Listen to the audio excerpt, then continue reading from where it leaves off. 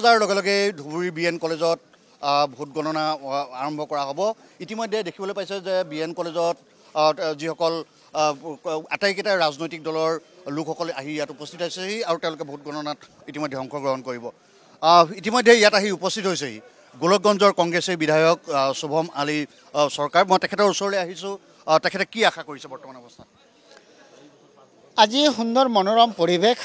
এই পুৱাত আজি কাউণ্টিং এজেণ্টসকল সকলোৱে নিজৰ যিখিনি ডকুমেণ্টছৰ প্ৰয়োজন সেইখিনি লৈ নিজৰ যিখিনি কৰ্ম আছে কাউণ্টিঙৰ কাম সেইখিনিত অলৰেডি সকলোৱে সোমাই পৰিলে।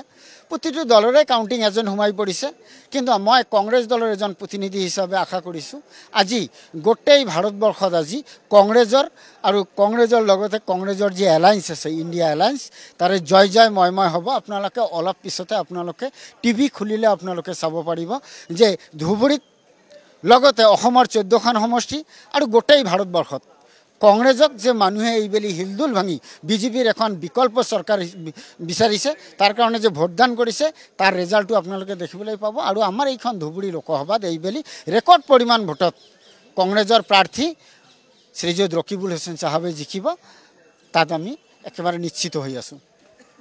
ৰকিবুল হুছেইন কি কাৰণত জয়ী হ'ব বুলি আপুনি ভাবে? মই এটা কথা কওঁ, প্ৰথমতে ৰকিবুল হুছেইন প্ৰাৰ্থীজন হ'ল কংগ্ৰেছ, ভাৰতীয় জাতীয় কংগ্ৰেছ দলৰ। এইটো সকলোতকৈ এটা ডাঙৰ কথা যে যি দলে ভাৰতবৰ্ষক স্বাধীনতা আনি দিছে সেই দলৰ প্ৰাৰ্থী। আৰু ৰকিবুল হুছেইন চাহাবক ধুবুৰী লোকসভাৰ কোনো এজন ব্যক্তিয়ে নজনা নহয়। দীৰ্ঘদিনৰ পৰা কংগ্ৰেছৰ প্ৰচাৰ কাৰ্যত প্ৰতিটো সময়তে যেতিয়াই মানুহৰ দুৰ্ভোগ ভুগিব লগা হৈছে সেই সময়ত আহি সি মচিহাৰ দৰে থিয় হৈছে। আৰু কংগ্ৰেছৰ কৰ্মীসকলৰ লগত তাৰ যিটো সৌহাৰ্দ্যপূৰ্ণ সম্পৰ্ক আৰু সাধাৰণ ৰাইজৰ এটা কথা আছিলে এইবেলি যে বদৰুদ্দিন আজমলৰ সন্মুখত এজন বদৰুদ্দিন আজমলতকৈ এজন ভাল নেতা লাগে, সেই বিকল্প চইচ কৰি দিছে। বিকল্প হিচাপে ৰকিবুল কংগ্ৰেছ দলত মাইনৰিটি পলিটিক্সৰ ৰকিবুলতকৈ আৰু ডাঙৰ লিডাৰ আজিৰ দিনত মই কওঁ অসমতে নহয় নৰ্থ ইষ্টতে নাই। কিন্তু এনেকুৱা এটা অভিযোগ আছিল যে ৰকিবুল হুছেইনক আপোনালোকৰ দলৰ পৰা বিচৰা নাছিল। প্ৰথম অৱস্থাত তেওঁক বাহিৰৰ প্ৰাৰ্থী বুলিও তেখেতক ক'বলৈ বিচাৰিছিল আৰু আপোনালোকৰ কংগ্ৰেছ দলৰ কেইজনমান জ্যেষ্ঠ নেতাইও তেখেতক সকলোৰে মন একে নহয়।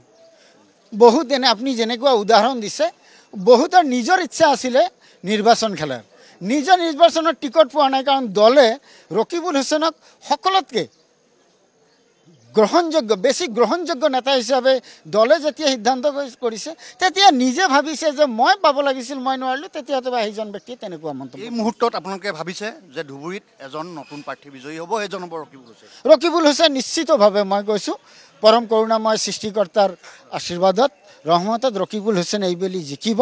কাৰণ ৰকিবুল হুছেইনক মানুহে যেনেকৈ হিলদুল ভাঙি এইবেলি ওলাই আহি কংগ্ৰেছৰ হাতৰ ছবিত ভোটদান কৰিছে তাই মানে ৰকিবুল হুছেইন নিজিকাৰ ইয়াত কোনো কথাই নাই। ৰকিবুল হুছেইন জিকিব আৰু মই কওঁ অসমৰ 14টা সমষ্টিৰ ধুবুৰীৰ লোকসভাৰ ৰকিবুল হুছেইন চাহাব সকলোতকৈ বেছি মাৰ্জিনেৰে জিকিব, বেছি ভোটত জয়লাভ কৰিব। ধন্যবাদ।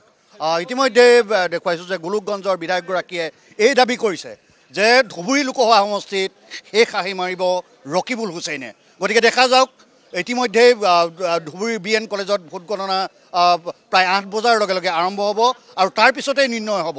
প্ৰায় 12 বজাৰ লগে লগে এটা নিৰ্ণয় কৰিব পৰা যাব আচলতে ইয়াত এজন নতুন প্ৰাৰ্থী জয়ী হ'ব নে বদৰুদ্দিন আজমল তেখেতে চতুৰ্থবাৰৰ বাবে ধুবুৰীত শেষ হাঁহি মাৰিব।